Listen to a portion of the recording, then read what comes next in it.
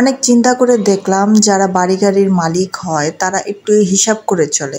আমরা তাকে কিপটা বলি। আমি তো সেই আগে থেকেই হিসাব করে রান্না বান্না সবকিছু করি, কিন্তু আমার স্বামী তো এ বিষয়ে কিছু জানে না। তাকেও তো এ বিষয়ে অবগত করতে হবে যে আমরা বড়লোক হয়ে বাড়ি গাড়ির মালিক হতে চাই। তাই আমি সেদিন রাতে সুন্দর করে পাশে বসে তাকে জিজ্ঞেস করলাম, ওগো তুমি কি আমার উপর কোনো বিষয়ে রাগ করে আছো, অভিমান করে আছো? সে বললো, না আমি তো তোমার উপর কোনো রাগ টাগ করি নাই, কেন রাগ করবো? আমি বললাম যে না, ভিডিওতে আমি মাঝে মধ্যে বলি তোমার পকেট থেকে টাকা পয়সা নেই, এই বিষয়ে তুমি কি কিছু জানো? তুমি কি সত্যি সত্যি ভাবো আমি তোমার পকেট থেকে টাকা সরাই? সে বলল, না না, আমি এসব কল্পনাও করতে পারি না যে তুমি আমার কাছ থেকে এরকমের না বলে টাকা নিবে। মনে মনে ভাবলাম, থাক, সে আমায় এত বিশ্বাস করে এখন থেকে 500-1000 টাকা না নিয়ে 100-200 টাকা নেব। বেচারার বিশ্বাসের তো মূল্য দিতে হবে। আসলে তাকে এই কথা জিজ্ঞেস করার পিছনে আমার একটা কারণ আছে। কারণটা হলো, কিছুদিন আগে সে বলেছিল যে সে আমার কাছে কিছু টাকা জমা রাখবে। অনেকগুলা মাস হয়ে গেল, তাও আমার কাছে কোনো টাকা পয়সা দিচ্ছিল না। তাই আর কি একটু জিজ্ঞেস করছিল। এখন তো মনে হচ্ছে ভয়ে সে মুখে স্বীকার করে না, কিন্তু মনে মনে সে অন্য কিছুই ভাব। তবু মনের কোণে আশা নিয়ে আছি, একদিন না একদিন সে আমার কাছে টাকা পয়সা জমা রাখবো এবং আমি সেই টাকা জমিয়ে বাড়ি গাড়ির মালিক হব।